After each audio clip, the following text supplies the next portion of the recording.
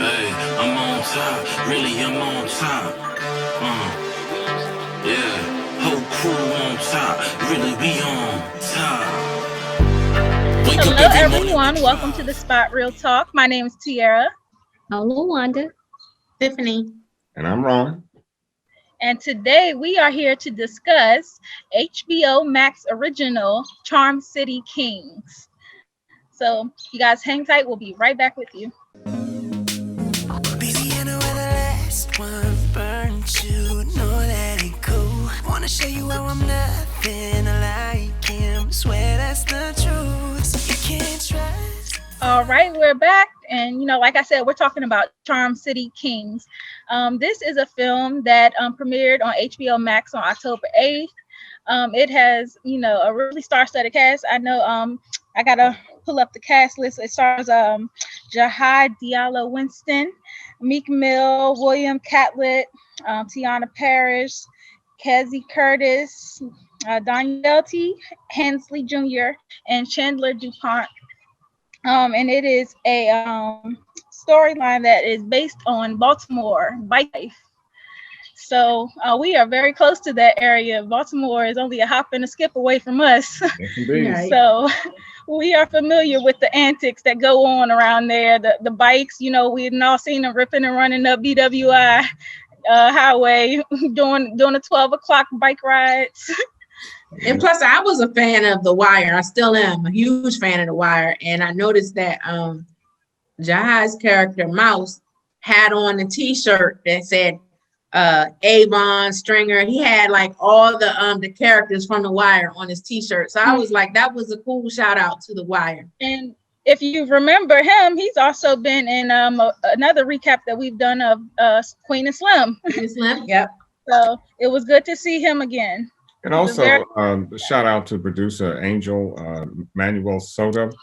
I read an article where he actually got down and dirty in Baltimore to get some of these shots. He said that there were times he would be hanging out with the crew and having to dodge police just to get the shot. So, that's my kind of shooting. That's good.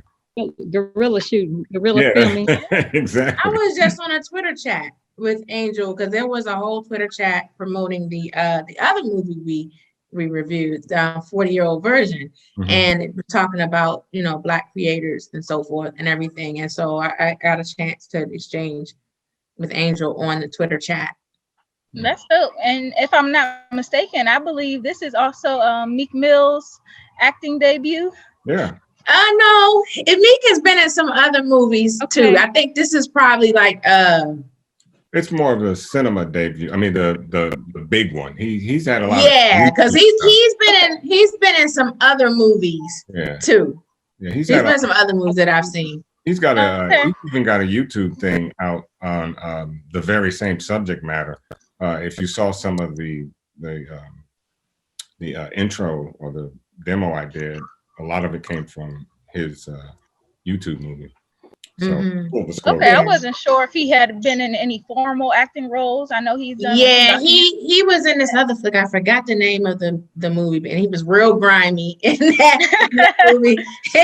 He was real grimy in the movie. I'm sorry, I didn't mean to interrupt, but for some reason, when I looked at Meek Mills, he reminds me of your son.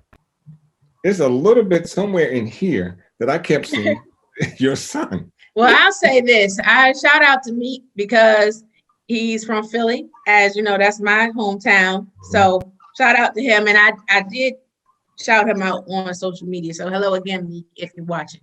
Yeah, and I was glad to see him in this film because it's very closely related to some of the things that have happened in his life. He's very heavy in the bike life. And Baltimore and Philly, I feel like they are like cousin cities. They got a lot of similarities. And they were so I feel like he could definitely relate to this whole storyline. Yeah, and I was wondering if they even did a battle of the cities, because you had them in New York, Philadelphia, Baltimore, and even when I was growing up, those dirt bikes, I mean, they were very. I mean, you had to be like, if you had a dirt bike when I was still prominent in Philly too. Yeah, Very if you had a dirt bike when I was growing up, you were somebody. Of course, I couldn't ride one, but hey, I don't think I would have gotten on one anyways. Yeah. So the movie it opens up with our introduction to Mouse, and he's the younger brother of another guy. His name was Stroll. He was very prominent on the bike scene too. He's a very close friend of Black's, who is played by Meek Mill, and so we kind of get that early introduction, that he did have an older brother that was on the bike scene that passed away. And so we see how Mouse really aspires to surround himself with that whole midnight click bike crew. And it's actually really cute how he admires them so much. And you can always see it in his eyes. It's just like how he looks at them, that he has like this reverence for their and their name in the streets. But I was thinking about the actor too that plays Mouse, and he's not even from Baltimore, but he was one of the main people in the movie that consistently held down that Baltimore accent, because Baltimore has a very distinct accent. And the way they say "to" sound real country, when they say "to" or "do," they have like this little country twang to that accent. And he was one of the main characters that I seen like consistently keeping that accent throughout the movie, where some other people, it was like off and on, because it is a hard accent. It's very distinctive. Yeah, so I appreciate that. He's very gifted. And so we are introduced also to his two friends, Lamont and Swear to God. I love that. I love the Swear to God. The friends reminded me of The Shy, because it seemed like it was like Kevin, Jake, and Papa all over again. And the same characteristics too. Exactly. Same kind of friend dynamic. Exactly. And I thought about that. I'm like, if this isn't the Baltimore version of The Shy. Hey. So I like dynamics. They're all young boys just trying to figure it out, and very into the bike life too. And so if you are familiar with Baltimore, it's a city that has its own set of issues. It's a lot of poverty, a lot of drug usage, not many opportunities, and especially for the youth, like sometimes they are left in situations where their schools are being shut down. They don't have the recreation centers that they used to have. And so like a lot of times they do find their fun in the streets, especially riding bikes. Like that's something you'll see all the time, the kids on the bikes, whether it's, the traditional bike or, the dirt bikes. So I liked how it was authentic, and even like the imagery, the classic row homes, you see that everywhere in Baltimore. Oh, yeah. But it also has a very beautiful side to it. I mean, the riverfront, I was about to say that. Yeah, it's a city of all things. Just depending on where you are in life, I guess you can find yourself in Baltimore. The Harbor Museum, a lot of character, a lot of history, a lot of history of Baltimore. A lot of good food.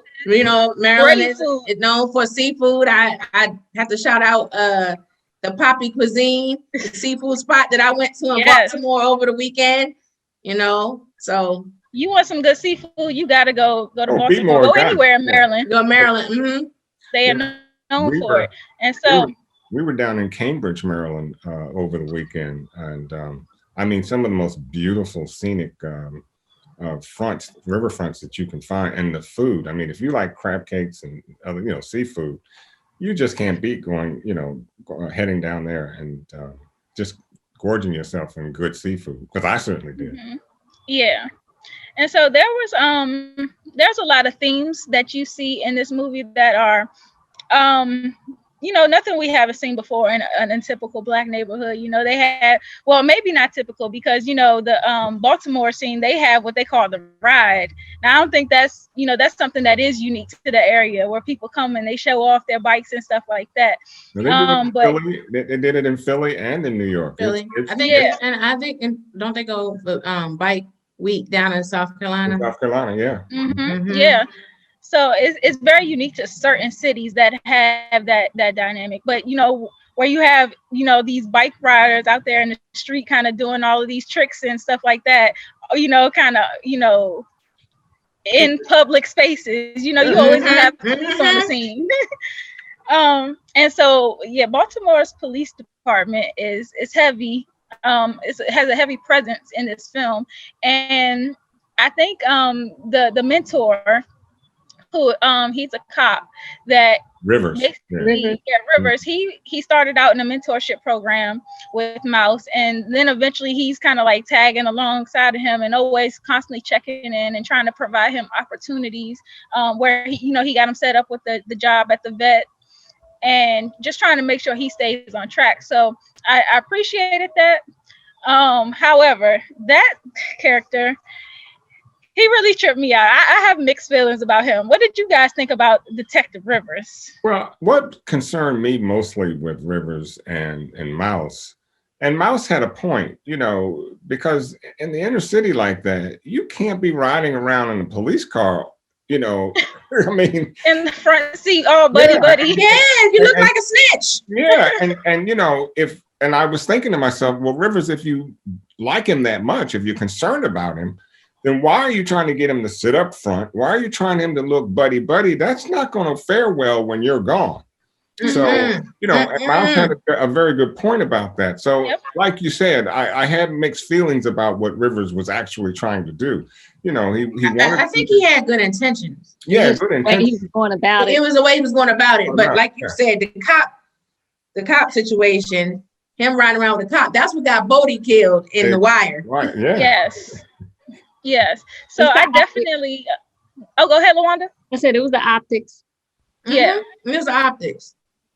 Yeah, and while I appreciated him trying to help Mouse out and keep him on track, if we fast forward a little bit deeper into the movie, it seems like Detective Rivers had this thing against Blacks and his crew, and you can kind of tell why, because certain members of Blacks' crew, particularly the dude, what was his name? Jamal. Mm-hmm. They and the young lady, I forgot her name. Queen. Yeah. So they were antagonizing the cops, throwing bricks and stuff through the window and going on these chases where the cops can't keep up with a dirt bike that can dip and dodge through different alleys and stuff like that. So it really was like them antagonizing the police, and I think that really made the cops have like this disdain for Blacks and his crew, and so they always kind of had a target on their back from that. But not only that, they were also in some some activities that of course they're going to get caught up doing. They're dealing drugs in the neighborhood and stuff like that, so they obviously had police heavy on their tracks. Plus Blacks had a reputation, like he's a reformed convict, so he did his share of dirt. So of course Rivers knew him from that time. But it just upset me though that he had this vendetta kind of going with him, where he couldn't even let it go, even after he seen that Blacks was trying to turn his life around. He was working a legit job and actually trying to do the same thing he was doing. Yeah, they had a common goal. Keep Mouse on track. Well, that's the right. thing. Well, he didn't. I think he the same thing though, because if Rivers had just had a couple of minutes of conversation with Blacks, I think he would have understood that. Well, first of all, Blacks was trying to change his life, and I think he did a fair job of doing that. He wanted to help Mouse as much as Rivers wanted to. Right. But I think Rivers' issue was that the fact that it was because of Blacks that Mouse's brother got killed. Well, maybe. I mean, well, not maybe. And I think that's true. But but then it's a part of that's just a part of the game. If you're gonna, if that's the hand that you're gonna play. Now, can we dig into that though a little bit? That whole situation with Blacks and Stroll, Mouse's brother. The detective, he kind of hinted that Blacks had something to do with that, but it didn't seem like it was. It wasn't intentional. It sounds like he sent him on a run or whatever, and he got killed in the process. So he was indirectly responsible. Right. He didn't intentionally kill him, because the way he was talking about it at first, it made me think, oh, did he set him up? Right. But that's not what happened. Yeah. He wanted to make some money. Right. He sent him on a run, and he got, he got killed. The Stroll asked the same thing that Mouse did. He said to Blacks, put me on. So if that's what you're going to do, then you have to know that your life is in danger every second you're out there. So, I can't necessarily, I didn't want to blame blacks for that. I mean, how did, it didn't seem in the movie that blacks knew that, something was going to pop off like that. So no, I don't think it was intentional. And I think Strode did the same thing that Mouse did. Mouse saw that his mom was struggling. Right. And he was like, okay, I got to get this money. Even though he enjoyed working with the animals and everything, he wasn't getting paid for that, or not getting paid. Not paid enough. Yeah. Not paid enough. So he knew that, he needed to help his mom out. And so that's why. And Strode probably did the same thing. He probably like, I'm the man of the house. I need to help my mom out. Mm-hmm. And the other thing is they're trying to keep him from riding a bike. And I get that the love, the recreational love of riding the bikes is the way the kids are seeing it is different from whatever illicit activities they may have been involved in. Because initially that's not what Mouse was looking into. He just wanted to ride. And when it comes to something like that, because if you've known people who ride bikes, that's something that's in them, that sense of freedom and thrill that they get addicted to. That's what she was trying to stop. Because I'm thinking he had a love for animals. He would have been a veterinarian that rode bikes. That was kind of how his life was. He was setting his life up to be. Exactly. Yeah. Go ahead. I appreciated that blacks kind of took him under his wing, because where the other guys were like, you too young, get out of here, whatever, brushing them off. Blacks kind of like, okay, I'm gonna help you hone in your skills, and you're gonna earn this bike. Like I'm not just gonna give it to you, you're gonna earn it. And so I like that aspect of it. And the fact that he was actually trying to make a change in his neighborhood, given the fact that there aren't like a ton of opportunities for the kids, and you don't want them to get mixed in with the wrong crowd. So at least if I keep you close, I can watch out for you. And I thought that the pressure that the detective, I mean, not even the pressure, I mean, like, it was just unjustified blame that he put on blacks to basically take the blame for Stroll's murder. I thought that was just bogus.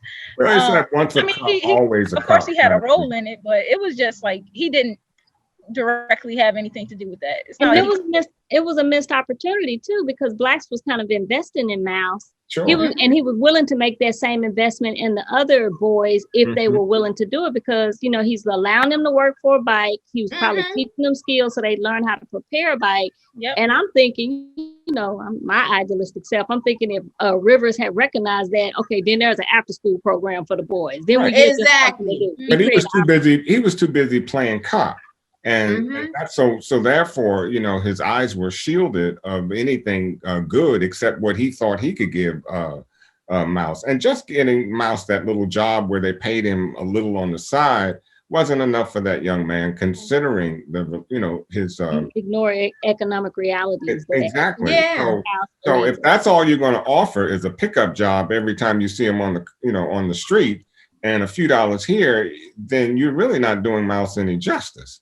You're really just making him run closer to the very things you're trying to keep him away from. I think Mont, though, is the protagonist, and now they may not call him that, but that, to me, as far as Mouse is concerned, because he's the one really starting all that. He was the harder one of the three. And this isn't the shot, because he's so much like Kevin and Jake. Because they had that relationship where they would bump heads, and then you see the same thing here with Mouse and what's his name, Lamont. They would bump heads a little bit every time something was about to go down, or they were trying to come to some kind of decision. They were constantly like butting heads, and you could see one was kind of involved in the street life a little bit heavier. Lamont had a tendency to lean in towards wanting to do the drug dealing and stuff like that, whereas Mouse, he kind of was just like along for the ride. And it was like very. I'm sorry. I would say it seemed like the two friends were on opposite ends of the spectrum. Like, Mouse, like, he wanted the money to help out and everything like that, but he didn't really want to be in the life. Whereas you can see that Lamont kind of savored it, because even when that situation went left, where dude that stole Black's bike, Lamont, they let the guy go. Jamal and them kind of let the guy go at first. But Lamont went off and stomped the dude out, and that seemed to earn him some clout. Derek needed to be stomped out. He needed to be stomped out. I'm gonna tell you. When I saw that, I'm like, okay. I was like, don't let him ride that bike. I gave Lamont that credit for whooping his ass because he needed an ass whooping. He needed it, but I was like, the way, and plus he put the gun into his head too. That's so he got the residuals of that. Which is why he needed a double dose of that ass whooping, and he got both doses from Lamont. So he deserved that. He deserved it, but it also earned him some street cred. Yeah, with Jamal and them, because it seemed like they inducted him after that. Well, Jamal was funny. He said, "Hey, stop! You don't need a body right now." Yeah, he said, "You don't need a body on you yet." Yeah, right. See? Yeah, because he was. That's what I don't like about it though, because it's like these guys, they are kind of like preying on these young kids. And I mean, the kids did come to him, of course, but I think that there's something to be said about like dealing with minors. You know, they don't have the capacity to fully make good decisions for themselves. And so like a lot of this violence and the drugs and stuff that we see in our communities, it's generational and it's very much a cycle. And it's like, once you see that, like, I like that Black's character was like, I'm not going to allow this to go and repeat itself. And so he was very much willing to say, no, I'm not going to put you on. I'm going to make sure you have, you know, some skills, even just working in his shop and tuning up the bikes or whatever, rebuilding them. That's a transferable skill.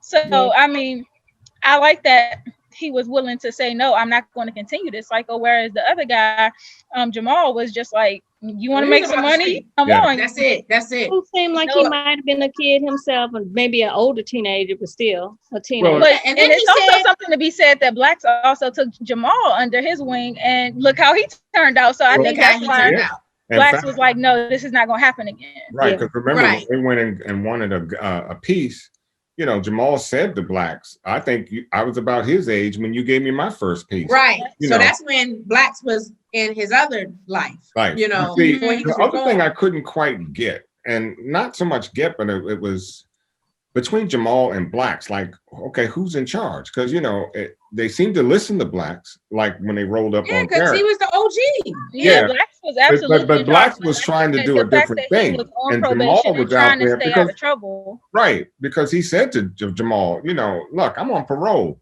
They could have rolled up in there at any time with what Jamal was doing, and Blacks would have gone to jail. I think that's the difference between the bike club and then the illicit behavior part of it. And I think that's what the separation was. Like, they respect him as an OG. He's still probably a part of that bike circle. And then you have this other part that he's not going to snitch on him. He's not going to rat him out, but at the same time, he's not involved. But he also wants to pay. But remember, I think he was breaking him off for some money, though. Exactly. Jamal wanted to pay it. Well, Jamal was, because that's what Mouse saw. Exactly. Yeah. He saw him pay, you know, give Blacks, you know, whatever. I don't know how much, but that's enough to send Blacks right back in the bin.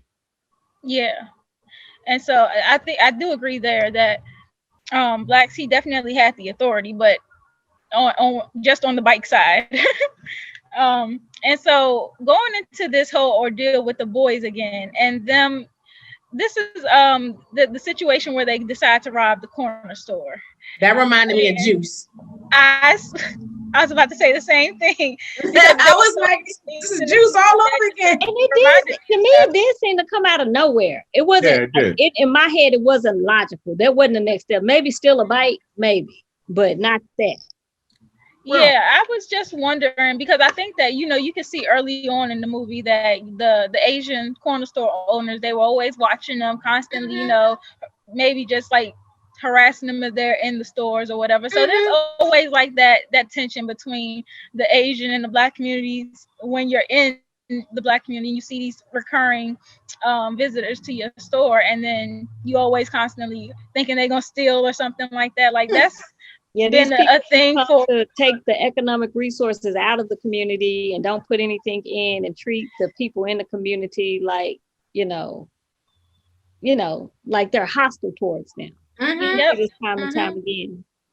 Yeah, and so I well, when you said Juice, it kind of reminded me of Don't Be a Menace too. That whole that too. Reminded me of Juice because they had the whole plan to rob the store too, and the aim was to get street cred after that. They said, if we do this, we're going to have juice in the hood. And that was their aim for this one too. That when they were going to, rob the store, they were like, we're going to have street cred. And so that's what, that's what it was similar. And I said, don't be a menace. I'm a menace to society.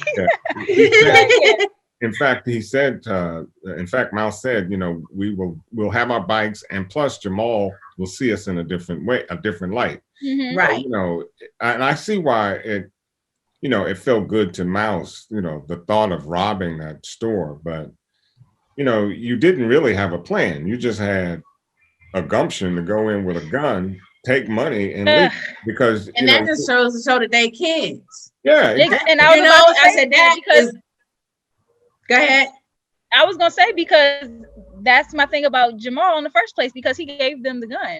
And so I'm like, well, you sitting up here and you're leading these kids supposedly, and they have this whole organization where they're using the app to deliver the drugs and do their whole organization. But then you just like haphazardly give them a gun, like they're not tied to you somehow, like none of the blowback can come to you. So here you are having these minors under your wing, and they're liabilities. And so you didn't even ask them what they needed the gun for or why or anything. You just gave it to them, and they go off and make this stupid decision that ultimately could blow back on you. So it was just like very short-sighted thinking for somebody who was, supposed to be a leader to them in their organization. And I hate that it ended the way it did, because, I swear to God, he was the papa of the crew. He was so innocent. He was very quiet. He always had the comedic relief in the scenes. He was just like a typical kid that just went down the wrong path, had the wrong associations. And it goes back to what Meek was saying about having certain friends. And I think that, Mouse and Lamont will live with that, that thought that I got my friend killed. And especially in that scene towards the end of the movie where they come back after like a year later and they're like outside the store, they kind of hug each other. But you could tell that they clearly went in different directions in life. But I think they both live with that guilt of like, our friend is not here because we made this stupid decision. Yeah, you can see that. I'm sorry. No, I was gonna say, you can see that Mouse was he went in the direction of, he went back to working as a at the vet.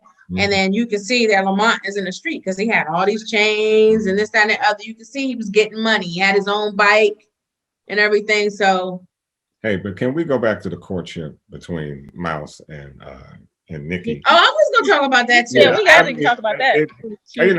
It's I'm not gonna date myself, but it brought back so much. But it was rather cute. I liked it, and I love Nikki for that camera work. I mean, she kept her camera no matter where she went. Yeah, no, you appreciated the camera work. I really appreciated that. I was like, I said, look at him showing off already. Once he started getting a little bit of money, 5 minutes. Yeah, he played it to the left, and I was like, there you go. Yeah. Oh, you talk about when he had the new chicks around. Yeah. That was a big mistake for him. And the young lady that he had on his bike, heck, I think Nikki was cuter than she. So it was. I know. First of all, life. Yeah. Yes, it's the fast life, and then you see that the little sis was talking about her camera, talking about, is that a camera? And I'm just like, wow. So you don't even. Yeah, you don't know. You don't know. You don't even have any depth. Yeah. Right. Just the piggyback or something we were talking about with Meek's character, Blacks. I know that he had good intentions with Mouse. He wanted to keep him out the street, and as you said, teach him a transferable skill and everything. But I think part of it was he felt guilty too, because he was the one that that caused Mouse's older brother. Yeah, he felt guilty. So I think he felt like he owed Mouse.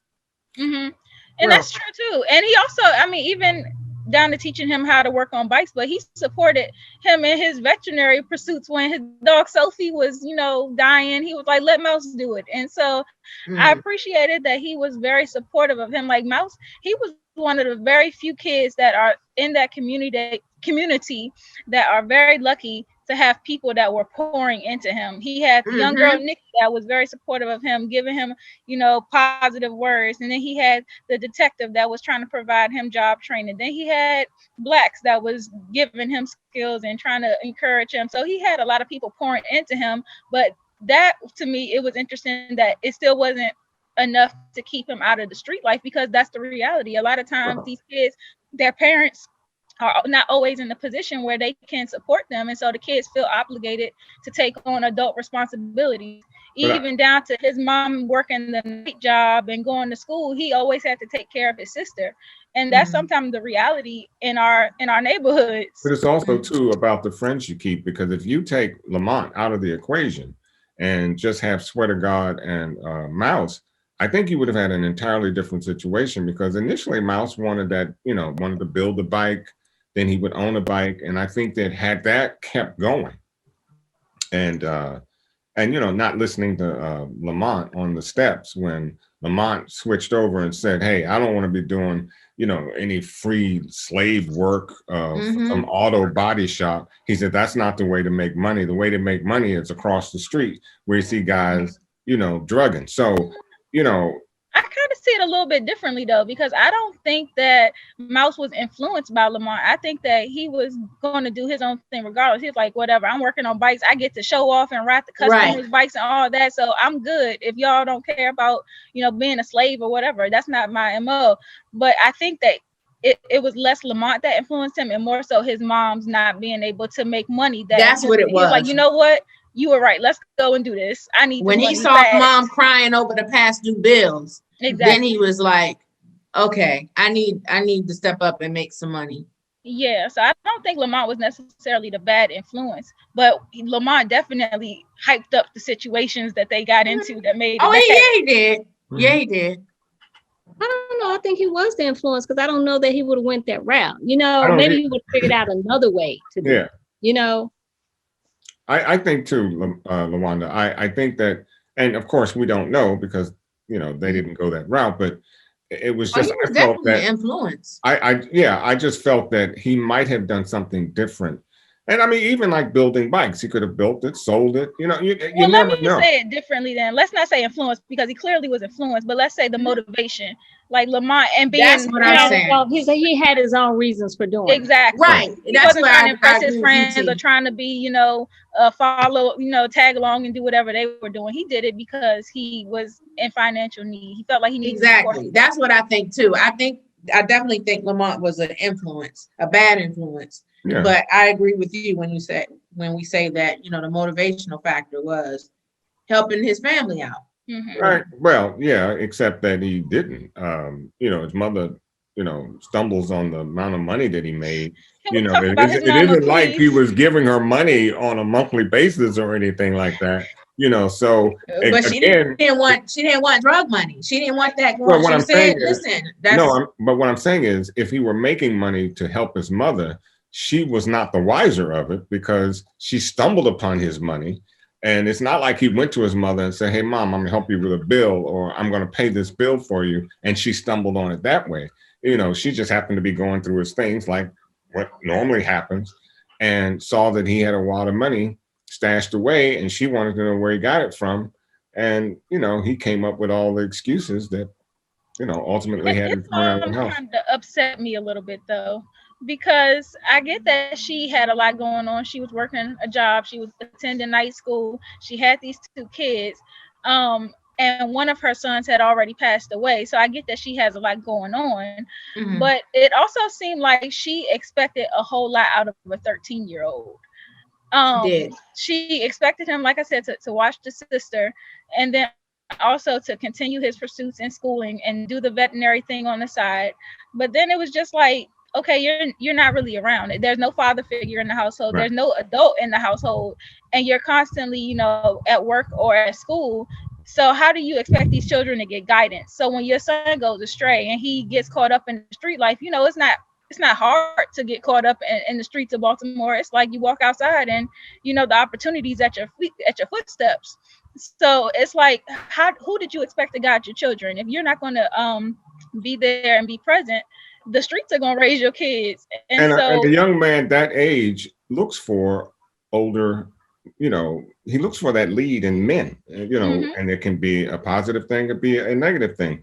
But you guys out there that are 13, if you do something and your mother smacks you, take the L. And she smacks you again. Because I know I did that when I was a kid. caught her arm, and I was caught like, my mom hand like that, and I was gone for a They're week. actually supposed to be 14. Yeah. Yeah. So, hey, look, if you get smacked, just let her smack you again. Because, your mother. Right. will kick That's you a out the no-no. You house. don't grab the hand. Exactly. grab I Grab your think sister's hand. No. I think she went too far by putting him out. Like that's still a 13-year-old kid. Like, what are you doing putting them out in the streets? So I mean, I get you might be trying to show him some tough love or whatever.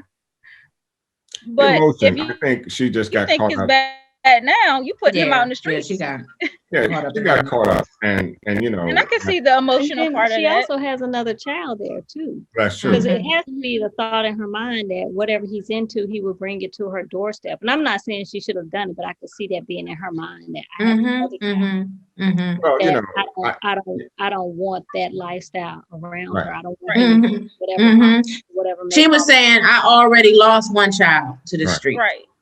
So And I she like wasn't trying to lose another one. So I think that was fully the get it. I mean, I fully get it, because just as you said, I mean, you're bringing some negativity to the house and anything can pop off. I mean, you can't. So I get it. Well, I understood why she did it. I guess I might have if I was she, but okay, of course that's. Yeah. I mean, it's not the optimum thing to do, but I could understand it, particularly because we're forgetting that he has a little sister there too. Right. Yeah. I was just thinking that she probably could have handled it a little differently because she's clearly a supportive parent. She clearly loves her children, but she has a resource in the officer. She knows that the officer is somebody who regularly checks in on him and tries to keep him on a straight path. So before reverting to the, putting him out in the streets, you could have tried to involve an intermediary, another Black man that's present in his life, somebody that he knows well and wants the best for him. So I think that she probably could have gotten the officer a little. I mean, even though Mouse was writing him off anyways, I think he probably could have tried to get him to talk some sense into Mouse. You know what? I know the officer had an interest in Mouse, but I was wondering too when he was coming by the house if he had an interest in Mama too. Yeah, I was just wondering. I was like, because he was there frequently, huh? Yeah, he was like, he felt real comfortable coming by the house. Well, my He mama said he was definitely looking, told him he looking for Mouse. So Yeah, he was looking for Mouse. Yeah. I don't. But I was wondering. That's just that one scene, so I wouldn't draw that conclusion. But I mean, I can see it. But he said he was looking for Mouse. I think he knew that Mouse wasn't where he was supposed to be, which is the reason he went to the house to begin with. Right. So, I mean, I know that, but again, it goes right back to what we were talking about, Rivers. I mean, you can't force a young man out of the streets like that. Not being who you are, because it's you against the street. And if the streets catch you up in Mouse's, grill like that every day, Mouse he's gonna be doing more harm than good. And you know what? I gotta go back to the detective a little bit too, because the way that he was telling Mouse at the end of the movie, he was saying, I'm gonna deal with the police side of it, And so I'm like, you seem a little shady yourself. You mean you know that you have the wrong suspect in custody, and you're willing to falsify some kind of paperwork to make it stick and go away. And not to mention, So I was like, falsify a report. And did he have that much power? He's not the best mentor for Mouse. I mean, it appeared to be he had to be a lieutenant or something, because he called off the chase, and he was rather forceful with it, calling off the chase. But then I'm thinking, you have all these policemen there, and you're talking about you're going to take care of the paperwork. I mean, what could you possibly do? Because there were other police officers around. So, we're talking about Baltimore here. They were a few years ago, they were in the news because some kind of Freddie Gray. Are we going there? Freddie Gray. And then a police officer got killed for apparently getting ready to testify against some other officers for misconduct. So, their departments haven't had the best reputation. But I think what Lamar said earlier is probably more the case. They just needed a black face, and Meek was willing to, that was my thought. As long as there's a black body going and specifically black male body going to prison, that's fine. And that's the unfortunate part about this. It typically doesn't matter if they did it. Right. Yeah, and given the Meek's, well, let me go back to his movie name, Blacks. Given his history, it seems like this might have been something that would have got him some serious time. I mean, he's a even though, yeah, I mean the murder, I mean the fact that the young boy died, that wasn't on him, that was on the grocery store clerks in self-defense. So I doubted that, but he probably got some kind of armed robbery charge. If you're committing a crime and somebody gets killed, even if it's your co-defendant, you get charged with that murder. Right. So you might and he had his own garage. He had a promising start, and the fact that he took really the L like that and sacrificed for Mouse, I was like, that is huge. No, I mentioned that last week. There's a movie called Chapter and Verse. It has a similar ending. It's not quite the same, but it's something similar that happens where you have an OG that recognized that there's hope and potential in the young generation and the next generation, and so they make that sacrifice so that they can move forward. Yeah, I did. And I like that Mouse took to his advice and was like, I'm going to turn my life, I'm going to go back to veterinary school. He really took it to heart. Like, this man really made a huge sacrifice to me, so I got to get it right. That, and plus losing his friend too. I think that was that was pivotal too. And turning him around. He's like, oh no, I'm not about this life for real. Yeah, really. Exactly. But that's also that kind of speaks to what what Rivers and what Black saw in Mouse to begin with, that he had real potential and that at his core, he was not that hardcore kid. That there was something else in him. So it was something they saw that they were willing to support in him. And he proved it by changing his life. And when I first started watching this movie and I seen Black's character, I was thinking, so I didn't want Meek to be the bad guy in this film, because I'm like, he has real life experience with this, in the bike life and getting petty charges and being on probation for a ridiculous amount of years because of bikes and all this stuff. And so I was like, I don't want to see him be the bad guy in this film. So the fact that he was like a very positive character and trying to reform the children in the neighborhood, I really like that his character was a positive one, because I would hate to have him be negative and have a similar life story to this and play a negative role. And so I was happy with his character. And what I did like too is he taught Mouse how to be a man. When he mentioned, don't ever allow another man to make you feel the way you feel, not even me. So he was really teaching him how to be a man. And I think at the end he showed him exactly what manhood really is, because he said to him, it's not often that people that look like you and I have a second chance. And for him to step up like that and give him that second chance, knowing that that was about all he could do. It also says to me that he must have really felt something with the loss of Mouse's brother. I mean, because you not only took Mouse in, but I mean, you gave up your life for this young man. Yeah. And so it would show to me that happenstance with Stroll, what's his name? Stroll, yeah. So it was just something that just happened, because obviously Blacks cared a lot for him. Well, that's why I said kudos for Meek playing this role, because it definitely shows some range. Oh yeah. And it showed, and it's perfect timing with him, being involved in he and Jay-Z with the prison reform, the crime reform and everything. They've devoted like millions of dollars for prison reform and everything. So I know that's a platform that he and Jay-Z are interested in. And the movie that I was talking about that he was in, where I said he was grimy and everything, is called Streets, and it came out in 2011, and it's really good. And he's in that he's a street dude and everything, and he's grimy. So you can see that he's taking different roles. He's showing his range and everything. I see you, Meek. Okay. Yeah, kudos to him. I was proud of his performance. It was a pleasant surprise. It I was. think he has some strong acting skills. Mhm. Yeah, It was a good movie. I liked it. I thought it was good too. I saw that Will and Jada also were executive producers of this movie as well. Mhm. Hmm. Yep. I would Yeah, love to so have been on set with that. dream team with them.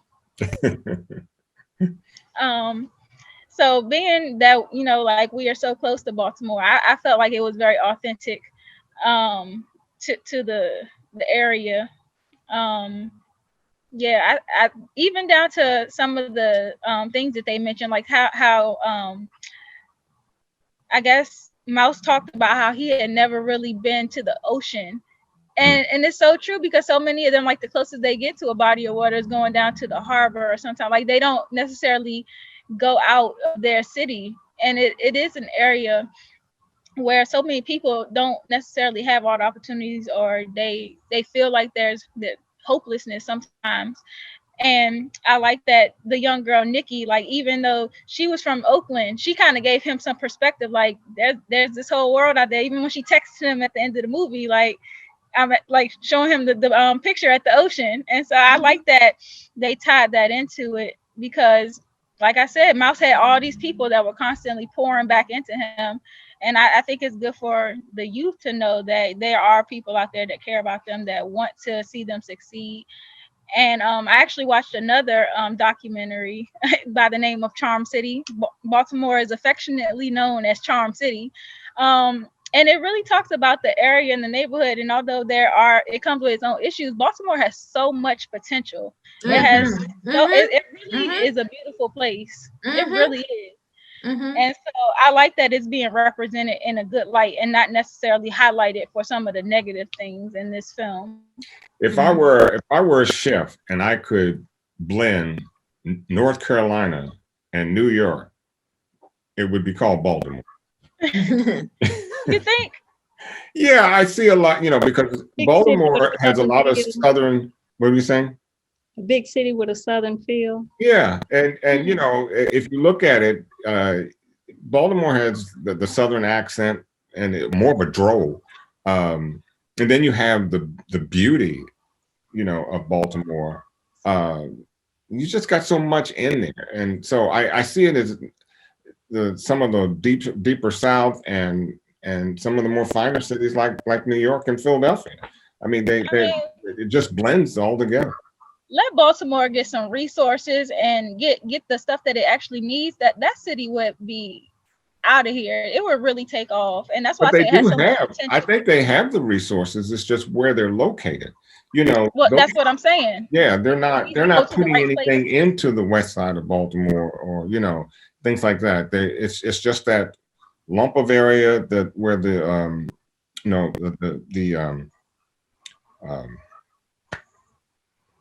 water is, the waterfront. That's all. I was there not more than a couple months ago, and it's beautiful. It is beautiful. You can walk for miles and it's just beautiful. But you go on the other side of Baltimore, I mean, it's wretched. It just nothing has changed. That's what I mean about the resource. Like, it needs to go to some of the right places. Like, we see downtown, but I'm talking about the neighborhoods. You need and the to housing and stuff. Like, it really could just be a bomb neighborhood. It really could. And even I know that it's like a majority minority area. And so I see it as being like one of the next, Atlanta's, if they put the money into it and get the resources flowing to the right places, it really could be like another Black hotspot for Black people. Yeah. So, but overall, I did enjoy this film. I think it was well done. I enjoyed the storylines. It wasn't predictable either, because some of the things that I was thinking would happen didn't happen. So I was like, okay, I like that. It's keeping me on my toes. So kudos to everyone involved. Do you guys have any remarks about the movie overall? I thought the movie was cute. I thought it was cute how Mouse and Nikki connected at the end, because he showed his tail a little bit in front of the other little girls. So I was like, I wonder if she's gonna ever respond to him and stuff. But I was like, okay, so she gave him a pass and everything. They might be on the same same page and everything. And the street at the end when Lamont came and they kind of pieced up Mouse and Lamont. That street, it looks like the same street like in The Wire that when Naaman was living with the cop in The Wire. It looked like the exact same street. And I've noticed throughout there was like several landmarks and several like throwbacks or Do you think they're like paying homage to The Wire? Yes. I think I saw that a lot with the t-shirt and certain landmarks in the movie. I was like, oh, they're showing love to The Wire. Right. Which is one of my favorite series. Well, a good producer is going to take what works, and The Wire worked. So I wouldn't be surprised if a lot of the neighborhoods that were shot in. I saw that in some of the neighborhoods. Yeah, I thought it was a really good film. And what's his name? Jaheed Diallo Winston Mouse. Who played Mouse. I think he was a really good actor to be so young. So I think so too. I look forward to seeing more from him. Yeah, he has a lot of range. Yeah. Okay, well, guys, make sure you go down in the comments and let us know what you thought about Charm City Kings.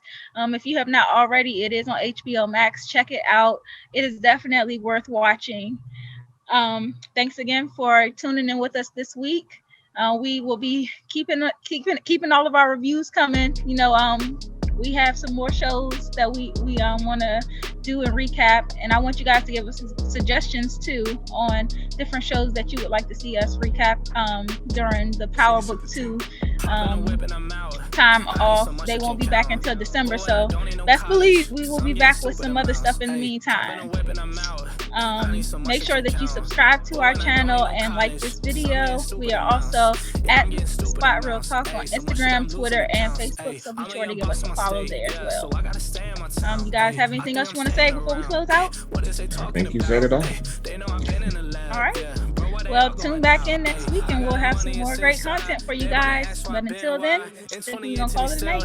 I see now they Bye. all switch sides. I told them all that I've been fly. There ain't no faking on this side. They try to give me a small deal. I need big bills, I'm a big guy. Hop in a whip and I'm out.